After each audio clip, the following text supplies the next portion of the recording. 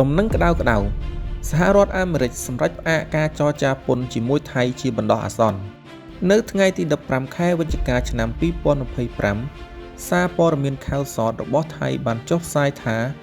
តំណាងពាណិជ្ជកម្មសហរដ្ឋអាមេរិកបានផ្ញើលិខិតមួយជូនដល់ភាគីថៃដើម្បីជូនដំណឹងពីការផ្អាកកិច្ចចរចាពន្ធគយរហូតទាល់តែថៃអនុវត្តពេញលេញតាមកិច្ចព្រមព្រៀងសន្តិភាពជាមួយកម្ពុជាដែលមានប្រធានាធិបតីសហរដ្ឋអាមេរិកលោកដូណាល់ត្រាំជាសាក្សីលោកនីកុនដាច់បាឡាន់គូរ៉ាអ្នកនាំពាក្យក្រសួងការបរទេសថៃបានបញ្ជាក់ថា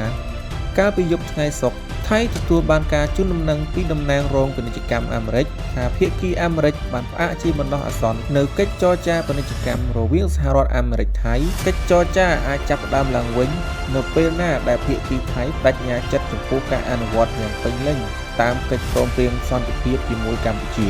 សហរដ្ឋអាមេរិកសង្ឃឹមថានឹងមានដំណោះស្រាយក្នុងពេលឆាប់ៗនេះឆ្លើយតបនឹងការជូនដំណឹងនេះអ្នកនាំពាក្យក្រសួងការបរទេសរូបនេះបង្ហាញការខកចិត្តជាខ្លាំងដោយលើកឡើងថាសហរដ្ឋអាមេរិកមិនគួរណាយកបញ្ហាពន្ធគយនេះមកដាក់គំនាបថៃឲ្យទទួលយកកិច្ចព្រមព្រៀងជាមួយកម្ពុជានោះទេគួរបញ្ជាក់ថាការផ្អាកការចរចាពាណិជ្ជកម្មពន្ធគយរវាងអាមេរិកថៃបានធ្លាក់មកក្រោយពេលដែលនាយករដ្ឋមន្ត្រីថៃ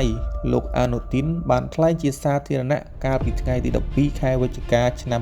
2025ថាប្រទេសថៃមិនខ្លាចគំនាបពន្ធគយរបស់សហរដ្ឋអាមេរិកនោះឡើយទោះបីជាអាមេរិកដាក់ពន្ធគយ 100% លើទំនិញថៃក៏លោកមិនខ្វល់ដែរហើយថៃនឹងបង្វែរទីផ្សារទៅរកជាមួយប្រទេសផ្សេងៗទៀតរងចាំតាមដានបន្តទៀតថាតើថៃស្របតាមឬប្រឆាំងជាមួយអាមេរិកជួបគ្នានៅវីដេអូបន្ទាប់សូមអរគុណ